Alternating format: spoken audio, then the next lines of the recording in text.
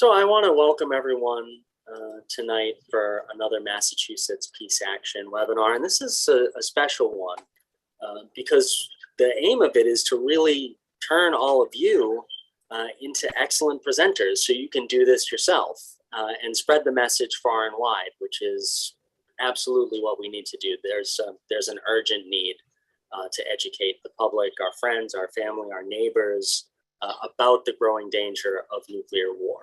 And if you've been to a Massachusetts Peace Action webinar before, or if you're familiar with our organization, you'll know that this is our founding issue.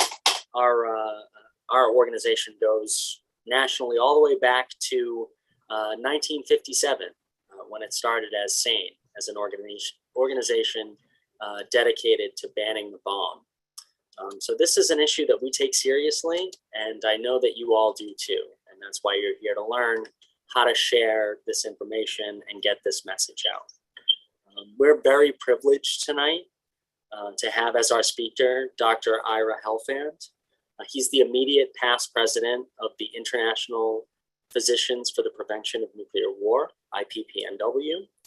That organization won the Nobel Prize in 1985.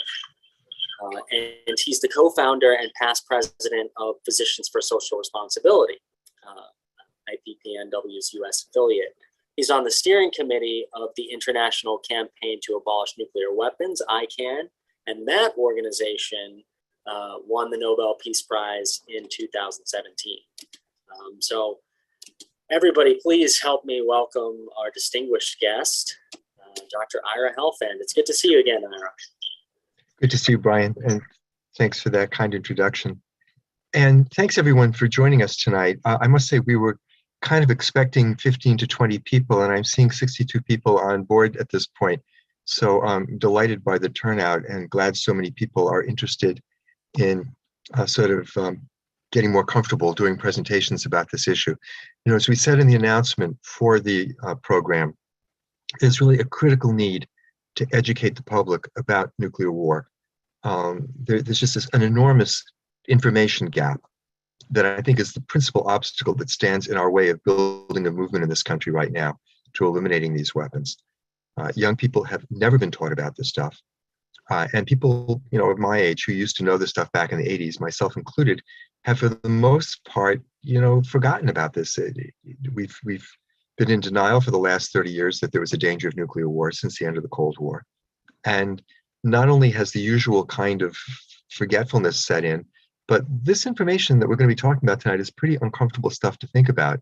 And there's kind of an active erasure that goes on as well. We literally just push this out of mind because it's so unpleasant to think about it.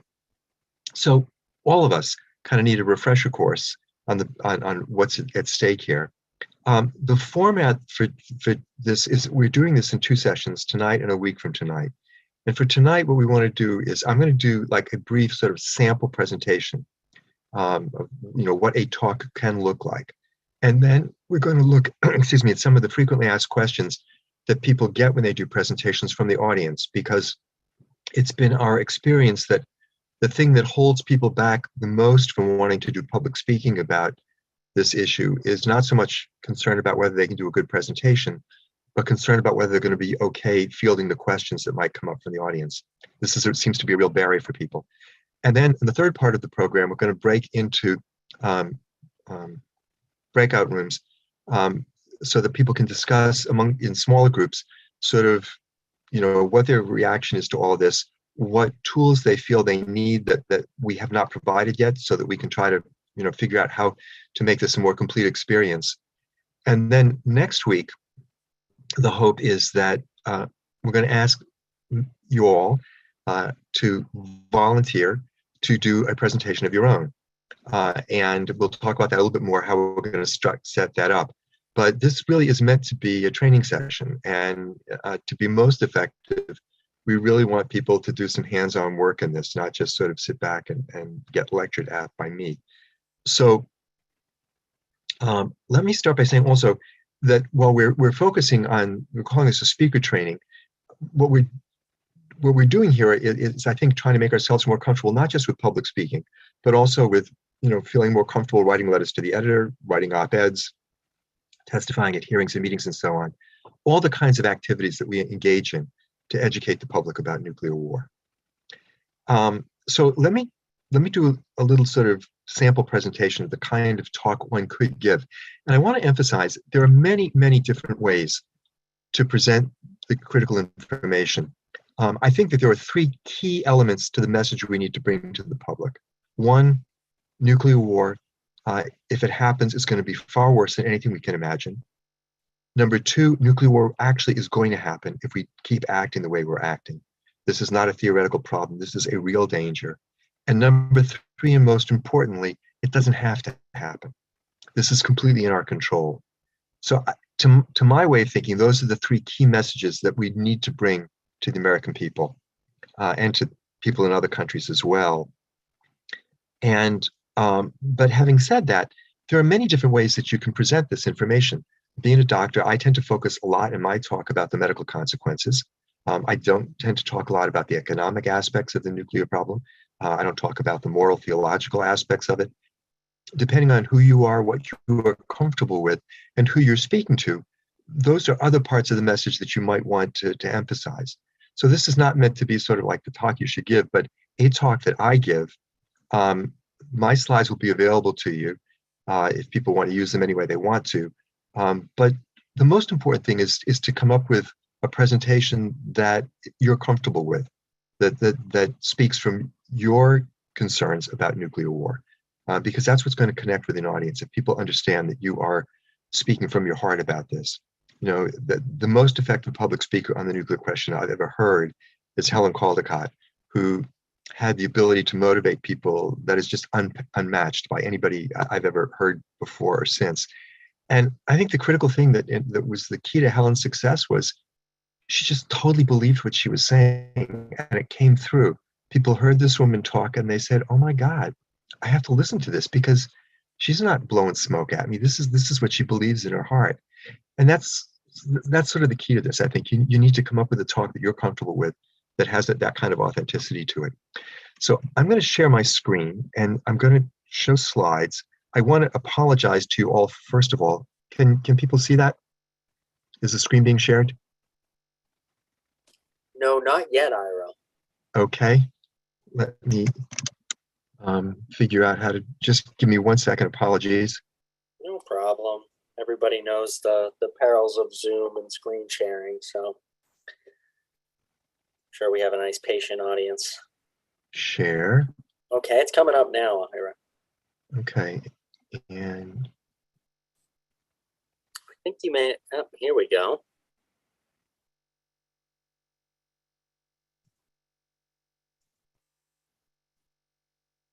okay. Is that shared now? Yes, you're good to Okay. go. Great. Okay. So I also want to say to begin with, I don't usually use slides. I don't like them. They get in my way. And so this may be a little bit less fluid than the talk that I would like to give. And that's a question also for you to think about. Some people really like slides. They feel more comfortable having the visual prompts, having the additional information on the screen so they don't have to remember details. Some people prefer to speak without them. There are two settings in which I think slides can be very important. One is that there are certain audiences where if you don't have slides, your credibility is called into question. If you're talking to a medical hospital audience, you have to have slides or you're not a real expert. The second is if you're speaking to people who do not speak English as their first language or who have hearing problems, it sometimes can be helpful to have visual presentation along with your audio presentation. So let me just begin. I want to thank you all for coming tonight. I need to talk to you about a difficult topic, which is nuclear war. And I appreciate your taking the time to be here with me tonight. I know you all understand in advance that this is not going to be an easy conversation. And I'm glad, though, that you're taking part in it.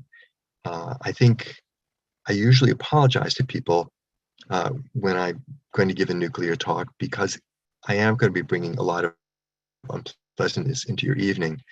But I think recently I've really come to the feeling that we only have two choices when it comes to nuclear war. We can talk about it and do something about it, or we can live through it at some point in the future, which will be even worse. So this is, in that sense, a necessary exercise. We have, for the last 30 years, been living in a state of deep denial about the nuclear danger. When the Cold War ended, we all started to act as though the danger of nuclear war had passed, as indeed it should have. But in fact, it didn't. The nuclear weapons didn't go away. There are still in the world today more than 13,000 nuclear warheads that are held by 9 countries. And they're listed here in order of the size of their, the size of their arsenals. Russia, the United States, actually it should have France next, the United Kingdom, China, Pakistan, India, Israel, and North Korea.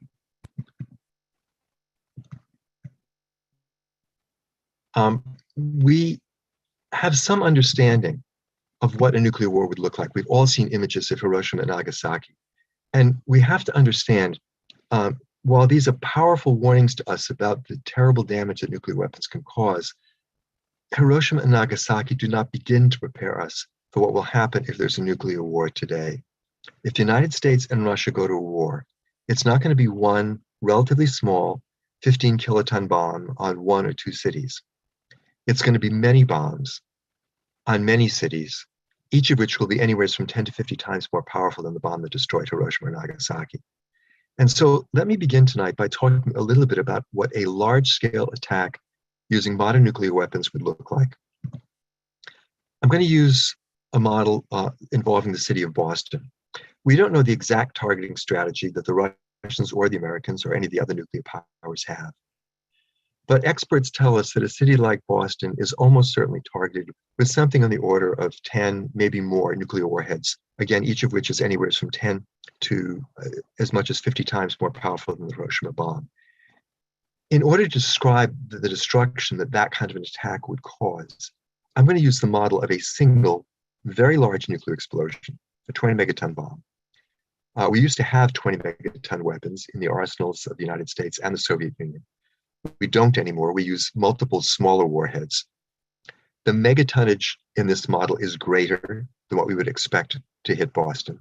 The damage that I'm going to describe is actually less than would be caused by an attack using many smaller warheads, because you cause more damage if you use multiple explosions spread out over the entire metropolitan area. Within 1,000th of a second of the detonation of this bomb, a fireball would form, reaching out for 2 miles in every direction, 4 miles across. Within this area, temperatures would be hotter than the surface of the sun, and everything would be vaporized. The buildings, the trees, the upper level of the earth itself would disappear. To a distance of 4 miles in every direction, the explosion would generate winds greater than 600 miles per hour. To a distance of 6 miles in every direction, the heat would still be so intense that automobiles would melt. And to a distance of 16 miles in every direction, the heat would still be so intense that everything flammable would burn. Paper, cloth, gasoline, heating oil, plastic, wood, it would all ignite. Hundreds of thousands of fires, which over the next half hour would coalesce into a firestorm, 32 miles across, covering over 800 square miles. Within that entire area, the temperature would reach 1,400 degrees Fahrenheit. All of the oxygen would be consumed, and every living thing would die. In the case of Boston, we're talking about something like 3 to 4 million people dead in a half an hour. In the case of a larger city like New York, 12 to 15 million people would be dead within a half an hour. And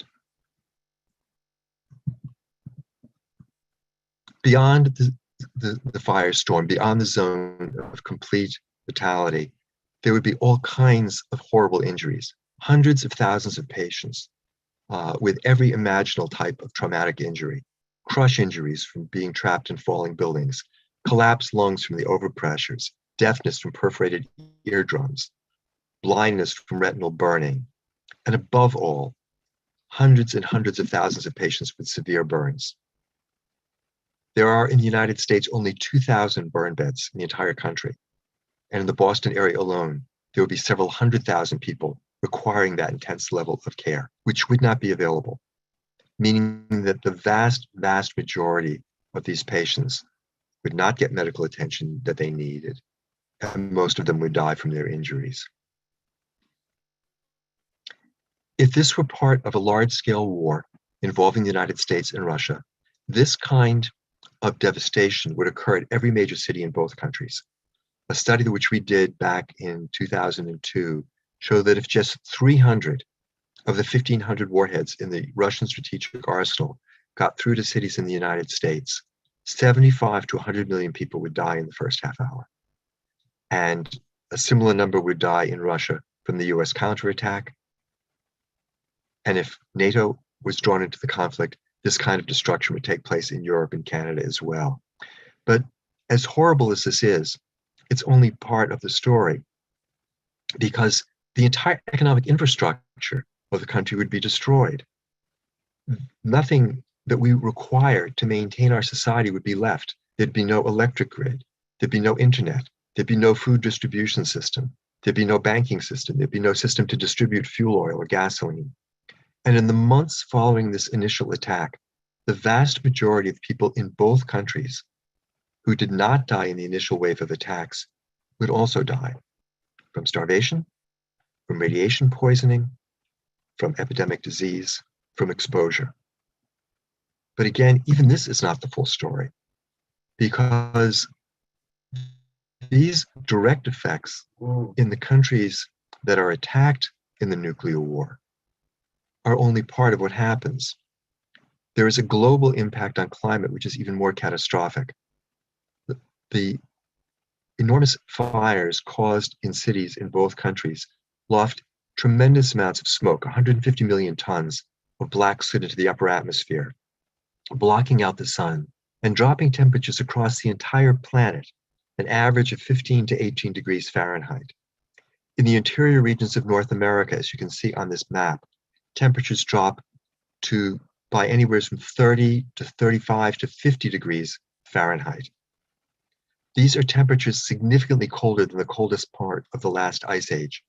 And these conditions, which would occur very rapidly, they would develop over a matter of days, would persist for more than a decade. And under these conditions, all of the ecosystems which have evolved since the end of the last ice age would collapse. Food production would stop, and the vast majority of the human race would starve to death. It is possible we would become extinct as a species. In recent years, we have learned that it's not just a large-scale war between the United States and Russia that we need to worry about as a threat to the entire planet. A nuclear war in South Asia between smaller nuclear powers, India and Pakistan, would also have worldwide consequences. Just 100 Hiroshima-sized bombs dropped on the major cities of these two countries would kill 20 million people promptly, contaminate vast areas of South Asia with radioactive fallout, and put enough soot into the upper atmosphere to cause some significant global climate disruption. Not as bad as with a large war between the US and Russia, but quite catastrophic anyway. This graph shows the drop in temperature that would follow a limited war between India and Pakistan. The blue line shows all of the global warming which has taken place since 1880, and which has been such a cause of concern to all of us. The red line shows what happens in a matter of days following this war. Temperatures drop 1.3 degrees centigrade. Again, in the interior regions of North America and Eurasia, the temperature drop is more marked. And as a result of this, there's a tremendous decrease in food production. I'm not going to go through the details here. We can come back to that later in the question period if people want to. But suffice it to say that there is a significant decline in food production, major crops, major staple crops that people depend on. And as a result of that, we experience a global famine. And we're not in a position at this point in time to deal with that kind of a situation. At the beginning of last year, when I checked the data last, global food reserves were only enough to feed the planet for about 107 days. Moreover, there are at baseline today huge numbers of people who are malnourished. It was 690 million people last year. Because of the economic dislocation that has taken place over the period of the pandemic and since the Russian invasion of Ukraine, that number has now gone up to over 800 million people again. There are, in addition, hundreds of millions of people who live in countries where food production is pretty good, where economic circumstances are pretty good. Food consumption today is quite adequate, but much of the food is imported. And in the conditions that would follow this kind of disruption, food imports wouldn't be available to them either.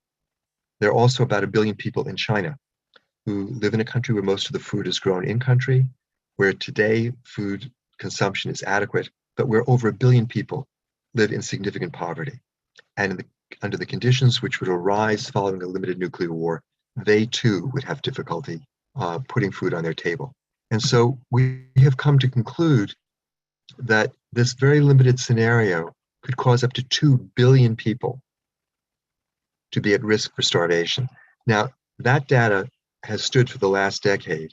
A study is going to be released in the next month, which will upgrade our estimates given the fact that the arsenals in India and Pakistan have grown dramatically. Since our studies were first done, the size of the weapons has grown dramatically, and the population of the cities which will be attacked has grown dramatically.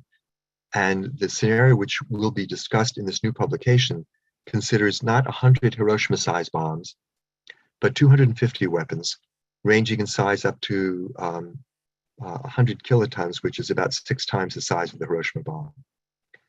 This would cause not 25 million people dead promptly, but 50 to 120 million dead, and would cause a much greater disturbance of climate and a much greater decline in food production. That's the situation that we face today. We are living in a world which can be destroyed in a moment's notice by nuclear weapons, which are in the hands of 9 people, the leaders of 9 countries. And we have to understand that what I've described is not some kind of an abstract horror story, like the plot for a grade B movie. Even if no one makes a deliberate decision to launch a war, there is always the danger that we will go to war by accident. This screen shows 6 days during the nuclear weapons era. On these dates, either Moscow or Washington began the process of launching their nuclear arsenals, each time in the mistaken belief that they were under attack by the other side. And the danger of an accidental nuclear war is with us continuously. As Robert McNamara observed, we are not here today because we had wise leaders or sound doctrine or infallible technology. We're here today because, and I'm quoting him, we lucked out. It was luck that prevented nuclear war. And we have to understand that our current situation is really nothing more than a hope for continued good luck. We are also in a situation when the danger of a deliberate war is growing daily. With the invasion of Ukraine and the repeated Russian threats to use nuclear weapons and NATO's counter threats to retaliate with nuclear weapons, we can no longer deny the reality that a major nuclear war launched as a deliberate policy decision is something which confronts us and which we cannot dismiss. And it's not just the United States and Russia. Tensions between the United States and China are the worst they've been in decades. Situation in South Asia that we were talking about just a minute ago remains tense. India and Pakistan almost went to war twice in 2019, and the underlying issues have not been resolved. The situation with North Korea remains very unstable. In addition, we have to understand the role that climate change is playing, because many people in the leadership of nuclear weapon states tell us all the time they want to get rid of nuclear weapons too, but we can't do it now because the world is too dangerous. But in the future, when the world is safer, we'll get rid of our nuclear weapons. The problem is that the climate crisis is making the world a more dangerous place. And as the climate crisis unfolds over coming decades, and it will do that even if we do all the things that we're supposed to do now to try to limit the damage, parts of the world are going to get increasingly inhospitable. It will be harder and harder for many countries to support their population. And as that process unfolds, there'll be increased pressure, increased tendency for conflict within countries as people fight for scarce resources. There'll be forced migration on a scale we have never seen before, and the chance of war between countries will grow. And if nuclear weapons are on the table, as this process unfolds, the chance that they will be used will also grow. The place where this process is most acute is in South Asia. This map shows the Indus River in blue, which both India and Pakistan depend on. Hundreds of millions of people on both sides of the border. This river is going to dry up in coming decades as the Himalayan glaciers which feed it melt. There'll initially be some increased flow of water in the river, and then as the glaciers are depleted, the flow of water will decrease. At the same time, the population is growing. And India and Pakistan do not have a plan at this point for how to deal with this water crisis. It will lead to increased tension between them as they grapple with how on each side to get the largest share of the available water. So this is a very grim future that we're facing. And you could ask, why bother even to talk about this? And there's an important reason, because this is not the future that must be. It is the future that will be if we don't act. But we can act. Nuclear weapons are not a problem that is beyond our control. They're not a force of nature. It's not as though an asteroid is coming at the planet and there's nothing we can do about it. These are little machines that we have built with our own hands, and we know how to take them apart. And we need to do that. And fortunately, there is a movement growing around the world to deal with this problem. Internationally, the International Campaign to Abolish Nuclear Weapons, working with a number of key governments, launched a process about a decade ago to create a new treaty, the Treaty on the Prohibition of Nuclear Weapons. And in just a few short years, that treaty was adopted by the United Nations in July of 2017. The vote at the UN was 122-1. The treaty has now been ratified by 65 countries and has entered legally into force, and has really changed the international landscape and the international discussion about nuclear weapons. Here in the United States, we've launched the Back from the Brink campaign to bring the pressure generated by the TPNW to bear on our government. It calls primarily for the United States to begin negotiations now with the other 8 nuclear-armed states for a verifiable, enforceable, time-bound agreement to eliminate the remaining nuclear weapons. And it is spread rapidly. It's been endorsed at this point by over 400 organizations in civil society, by 300 local elected officials, by 60 cities and towns, by 7 state legislative bodies, and it is growing all the time. We have to understand that it is within our power to change the world.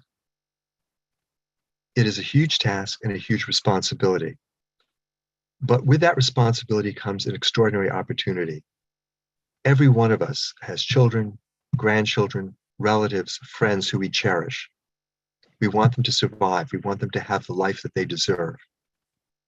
We have the ability to give them this. We have the ability to save the world. And that, in some sense, is a very precious gift. There's nothing better that any of us can ever do with our life than save the world. And so I hope that we will all take on this information with that spirit in mind. A tremendous challenge lies ahead of us. We face a grave danger. We can make the difference. We can choose life, and our children and grandchildren can live. Thank you. So again, that's a version of the talk that I often give. I again apologize for the jerkiness of parts of it. I don't like talking from slides, and I kind of trip up myself when I'm doing it. And I think people should do what they're comfortable with. If people are comfortable speaking without slides, do it that way.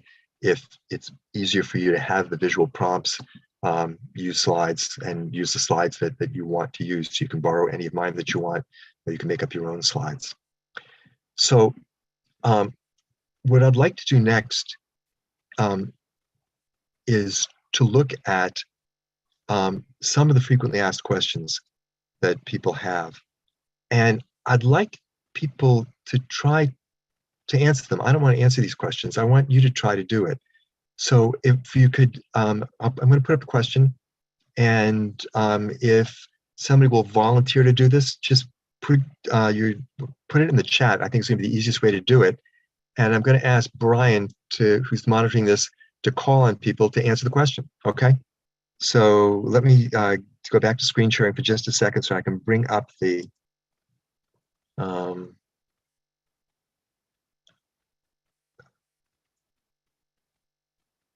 oops.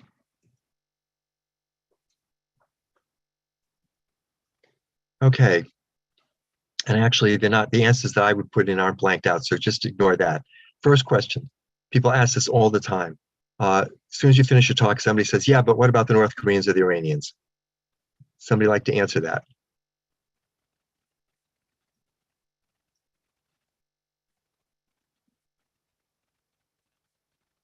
Teresa, go ahead. Okay, you've just been asked to unmute. Okay, there you go. Well, Dr. Helfand, I see that you're quite an eminent person, and this talk, I think, would be very good, possibly on college and university campuses. However, I work with very low-income women and their children who live in high poverty, low opportunity neighborhoods. So this is not the kind of talk that I would give. And so I think that this is not an accessible approach for certain populations. And as a Black activist, I just think that this is not something I would do. What I am doing is helping people understand why NATO is a problem. That's important, and to understand the TPNW, and people are real clear about not wanting nuclear war on a very basic level. And so I appreciate this bit of education for me personally, but in terms of training for me to be a speaker using this information, it's not something I can do for the communities I work with. But I did look you up on Wikipedia, and I see how important you are. And I am so glad that I had this opportunity to hear from you. And I will try to figure out ways to get the horror of nuclear war across without such an academic presentation. I hope you understand my perspective. Oh, I do. And I'm so glad that you raised this, because this is exactly the point I was trying to make at the very beginning. I think each one of us needs to adapt this, the presentation, to what we feel comfortable with and to the audience that we're going to be speaking to.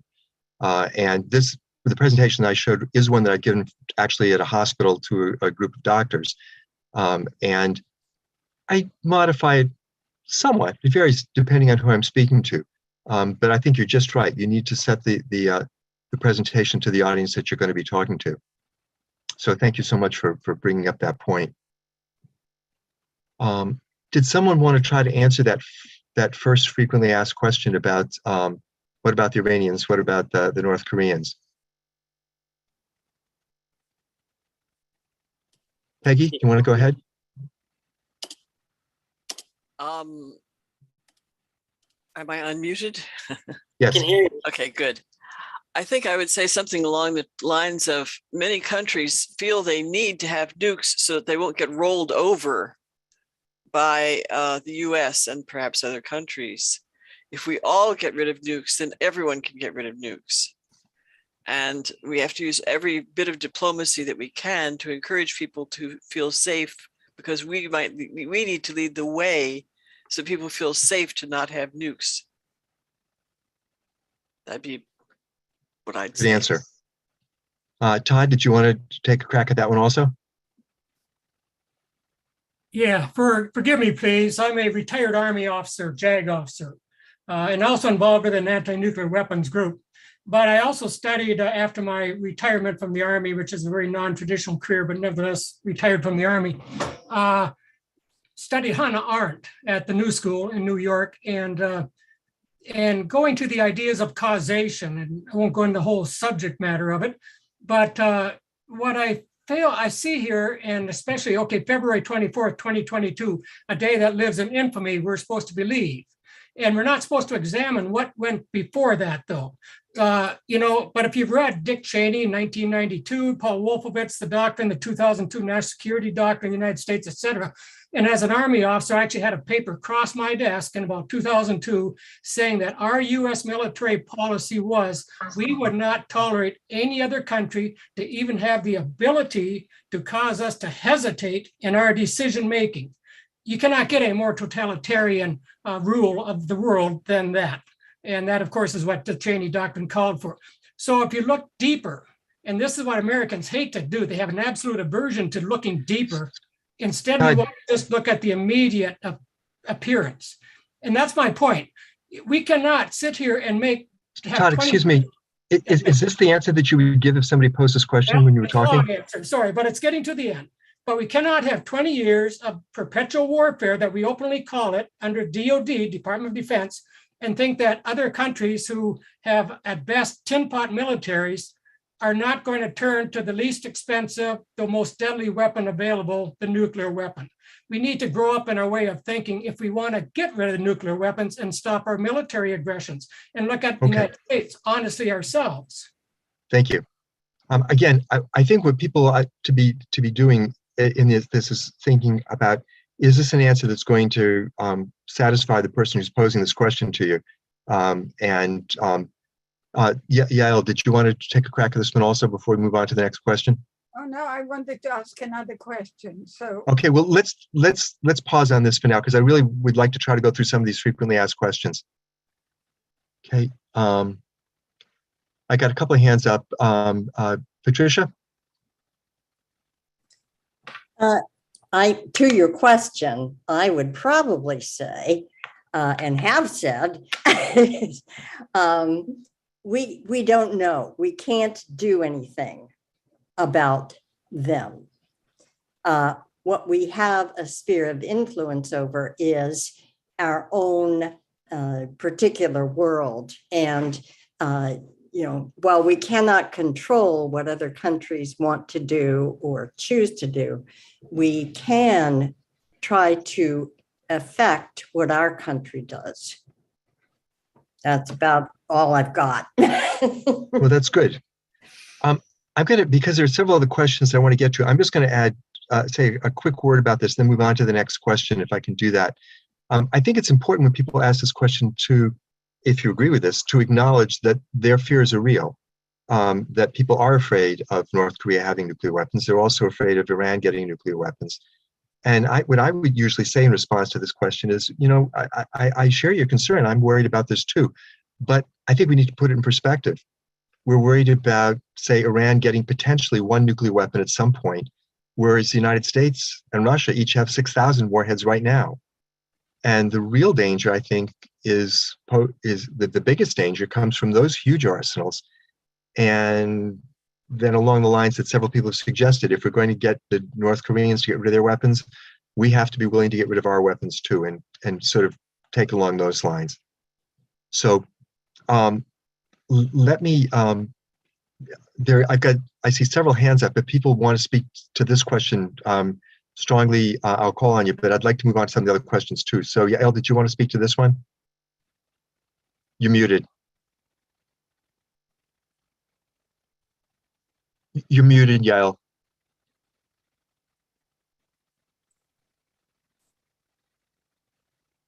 Might just have to move on, Ira. Okay. Yael, we can't hear you. You're muted. I'm going to call on Cheryl, and we'll come back to Yael afterwards. Cheryl? I'm muted. Go ahead, Yael. Sorry. So sorry. I would like to add, I do have a question for later, but I would like to add the psychological aspect of this, not just to tell people numbers of nukes. Some people wouldn't understand what that means. What's the difference between 1 in 100 and 1,000. It's sort of beyond the imagination normally. So I would like for us to discuss a little bit what stands in people's way of getting the message. And I wonder if other people have thought about it. I'm sure you have. I have written a great deal about it, but how do you feel about that piece? Okay, I'm going to call on the next person, which was Cheryl.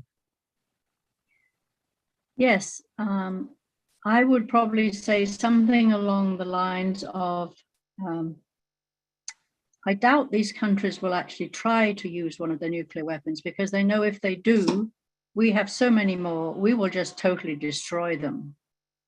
And if they're trying to maintain whatever you call the society in North Korea, to actually send off, 2 of their weapons, we're just going to hit them so hard back that they, I'm willing to, predict that they won't set off their weapons, because we will destroy them afterwards. Okay, thanks for that answer. And Sue Enton, sorry. You're muted. Okay. My first reaction is, we set an example to the whole rest of the world that nuclear weapons were something that we weren't gonna say we wouldn't use. We wouldn't stop building. We said we wanted to break the economy of the Russians when they were Soviet. So we would have an arms race and they would go broke and they would have to surrender. And the most people who are talking about, oh, Turkey's going to get weapons, oh, North Korea's going to get weapons, or Iran's going to get weapons. Well, first of all, we had a deal going on that was ruined. And then we won't take the sanctions off of Iran and let them negotiate, thinking we'll stick by it. But if we're not giving them an example of paying attention to people only because they've got nukes, who would want to not have a nuke and have our attention? But mostly I think it's the example. Russia's got the same example. We forced China into that example, and none of them want to sign the TPNW. Okay, thanks, Sue. I'm going to call on Bruce, and then we're going to move on to the next question. Bruce, go ahead, please. Unmute yourself if you would. Yeah, I put something in the chat. What I would do in addressing the problem of Iran and North Korea nuclear weapons is to remind us all of President Reagan when he imagined some foreign alien force invading the world and uniting all nations against this foreign invasive force. And I think we can claim climate change is that alien force. And in fact, I think we each have an obligation to try and uphold the Paris Agreement and try to limit global warming to 1.5 degrees. And right now we have $1.2 trillion that are budgeted to upgrade our nuclear weapons. And I think we need to have those nuclear weapons makers lobby Congress to redirect that money to taking CO2 out of the atmosphere. Because right now we all will be cooked with CO2 at 400 degrees. That atmospheric CO2 needs to come down. Bruce, the question was, what about Korea and Iran? Is this answer responsive to that concern? I think it is. I think that you redirect Iran and North Korea's attention to their need to limit global warming to 1.5 degrees. Every country has that obligation. Okay. And it will require a lot of money to take CO2 out of the atmosphere, and certainly building or spending 1.2 trillion on more nuclear weapons does not help address climate change. Okay. The next question that I want people to think about for a minute, because this comes up all the time, is what about deterrence? Haven't nuclear weapons prevented war between the great powers? Why would we want to get rid of them? And that's a question that we get very frequently when in meetings and discussions about this. Would anybody like to try responding to that question?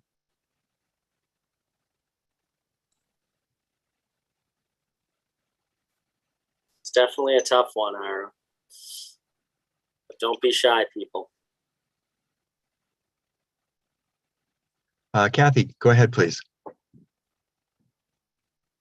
Okay, this is Kathy Sanchez, and I live right below Los Alamos National Laboratory. So all my life, I've been studying, knowing nuclear weapons production. So, and being involved in the United Nations and in understanding a culture of peace, a deterrent is the same as a threat.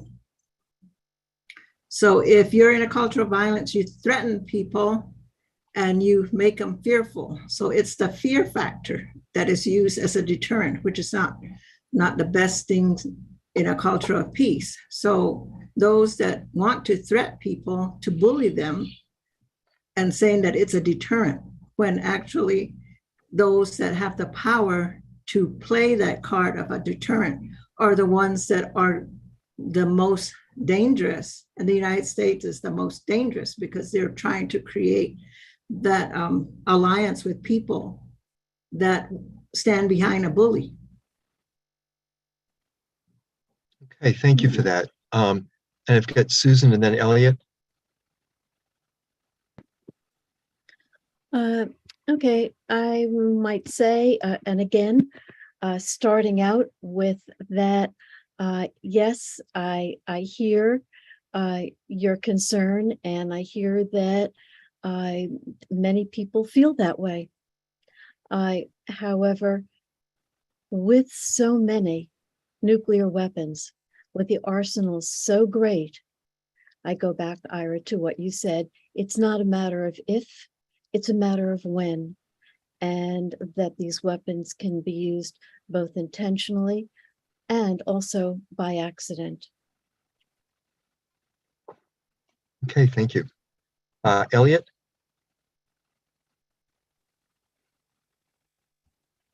I think I would, following with her point, start with that.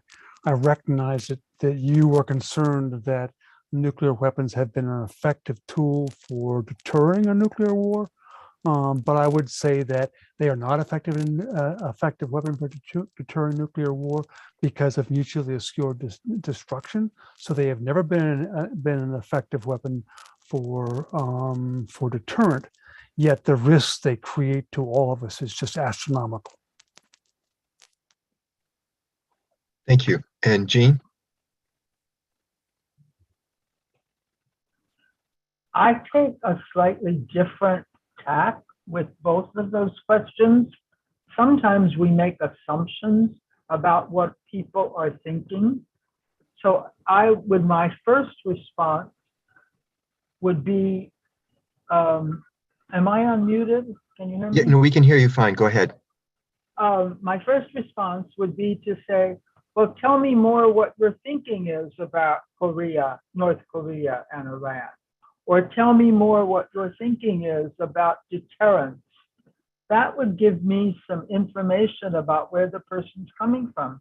If I have a very sophisticated audience, I might know what they're thinking. If my audience is totally naive, I have no idea what they may mean. So I think it's important to get more information before loading people up with a lot of information. Good point. Thanks, Jean. Roger and then Emma. I would probably move the conversation a little bit over to the idea that nuclear deterrence hasn't stopped us from conventional ground warfare, and just reference what's going on now in the Ukraine with the first time, well, not the first time, but threats of actual nuclear war between participants. So I would just move the conversation a little slightly over that way. Great. Good point. Thank you. Emma?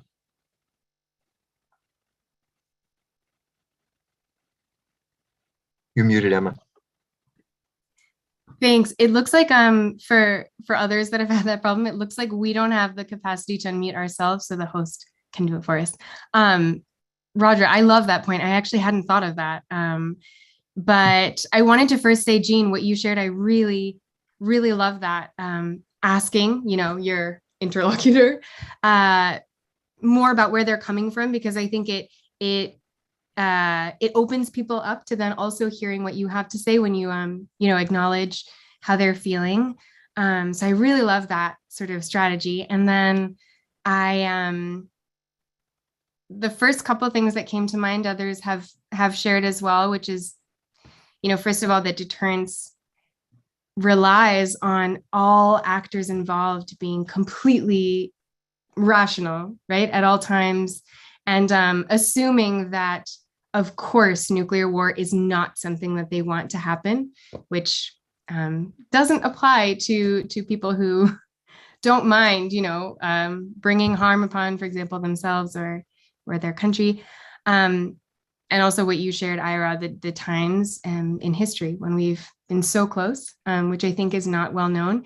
But the other thing I think I might add is the most recent example of the Russian invasion of Ukraine, because I think that was such a clear example of a time when the threat of use of nuclear weapons actually inhibited the capacity of other states, I think, to respond. And so I don't know if others don't agree with that, please let me know. But I think I might use that example as sort of like it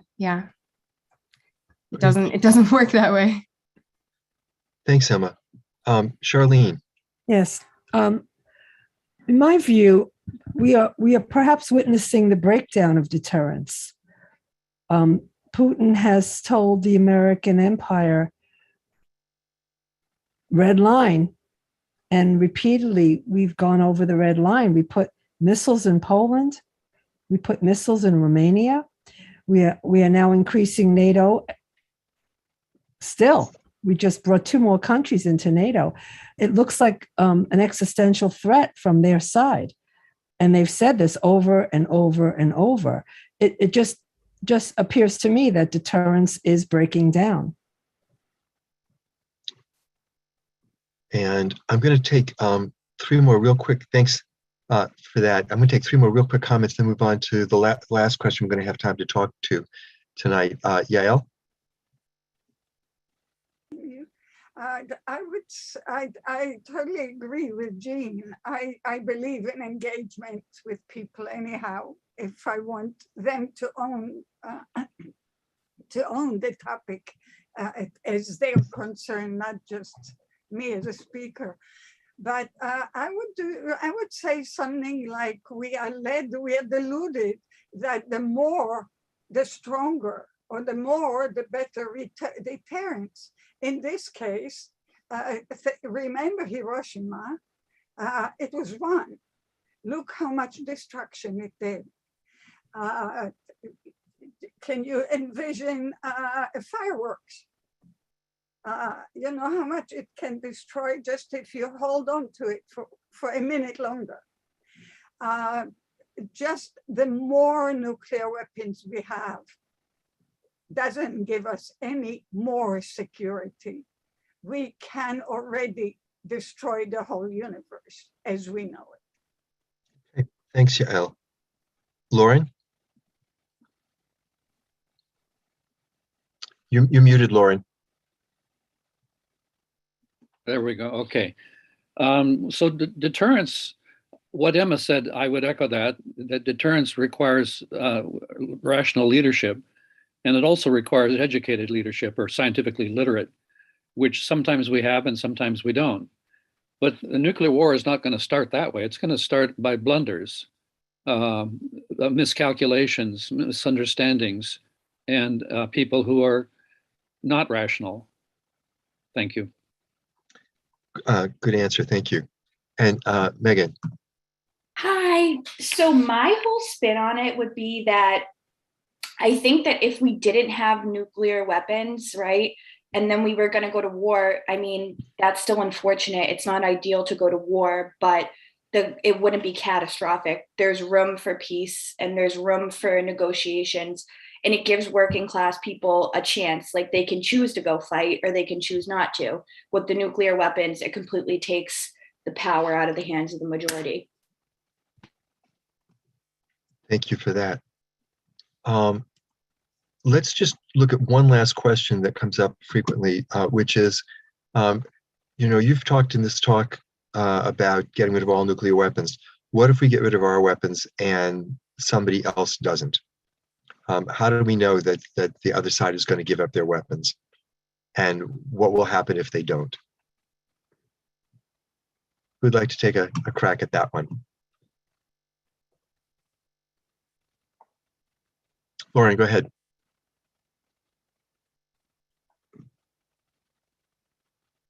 You just have to unmute yourself. Okay, so Reagan said trust but verify. And that was the basis of his agreement with Gorbachev. And so that's a straightforward answer that will work. I haven't seen anyone really make a case against that. Thank you. Thank you. Any other answers to that question that people would offer?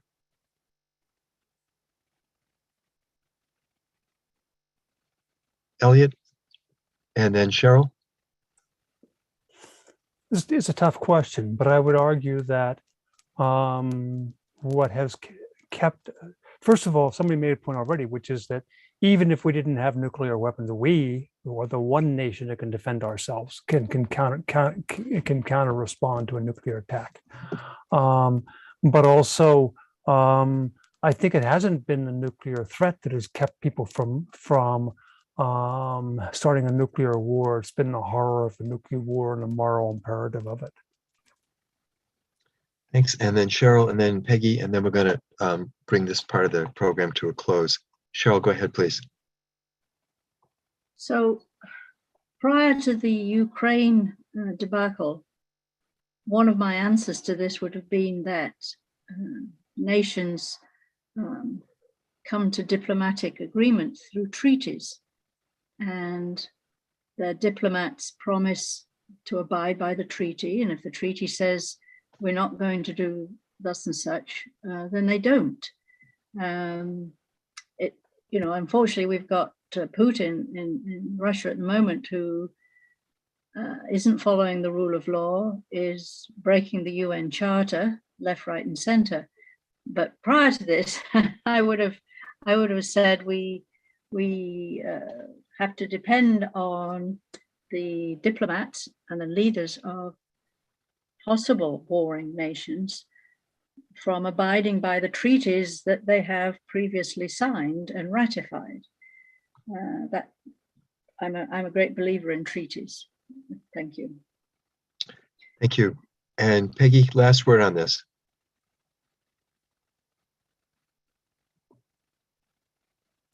Okay.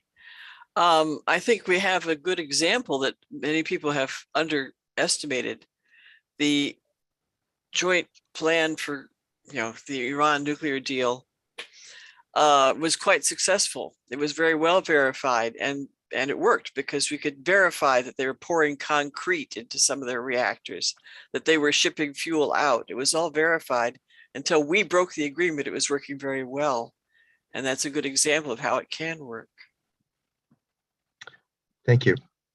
So let me just sort of sum this up by saying, I think there's a whole list of these questions, and I've put together sort of the answers that I usually give that I have seen in the past to work, and to have people feel that the question's been answered.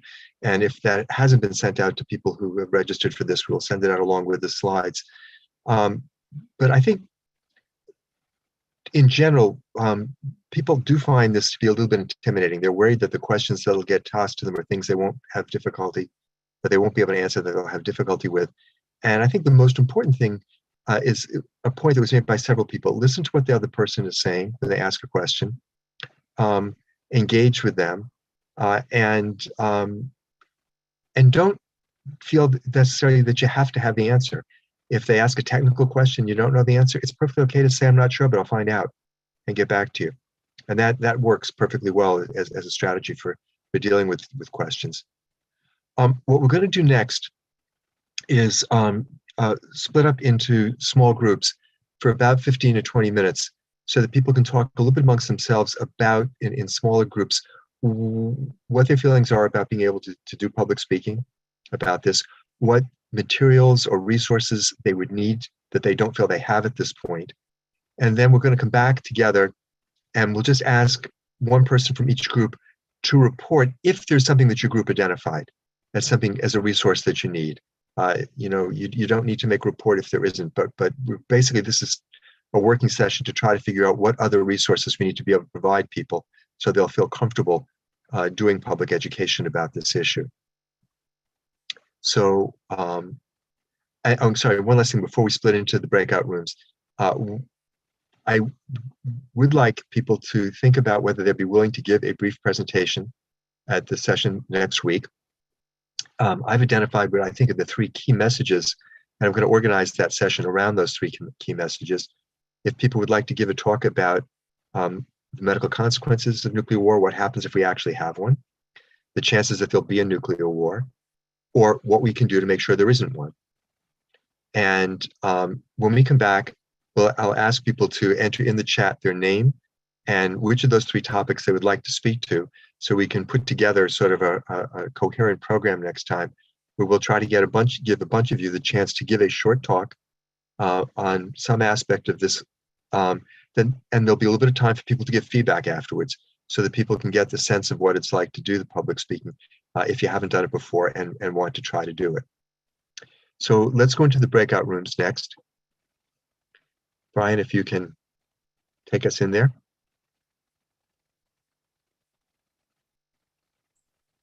Okay, so you should have gotten a prompt to join a breakout room. So just click join when it comes out on your screen, and you will be redirected into small groups. And if anyone has trouble, I'm going to remain here to help folks out.